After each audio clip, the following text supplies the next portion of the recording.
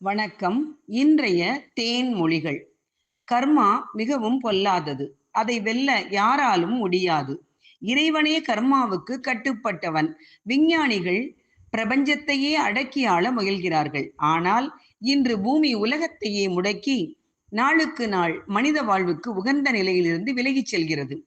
கர்மாவானது உங்களுக்கு எதிராக வினையாற்றுவதில்லை. உங்கள் செயல்களுக்கு எதிர்வினையாற்ற தவறுவதும் இல்லை. உங்கள் செயல்களுக்கான பலனை ஏதோ ஒரு வடிவில் உங்களிடமே சேர்த்துவிடும் மிகச்சிறந்த நிர்வாகிதான் கர்மா. கொஞ்ச நாட்களே வாழும் வாழ்வில் நன்மையை மட்டுமே விதைப்போம். நல்லவர்களாக வாழ்வோம். கெட்டவன் தனக்குத்தானே அழிவை தேடிக் கொள்கிறான். அவனோடு உங்களை கொஞ்சம் கூட ஒப்பிட்டு பார்க்க வேண்டாம். பாவ மன்னிப்பு என்ற மதச்சடங்கு இந்து மதத்தில் இல்லாததன் காரணம் ஏன் தெரியுமா? பாவங்கள் மன்னிக்கப்படுமேயானால் பாவிகள் தைரியசாலிகள் ஆகிவிடுவர்.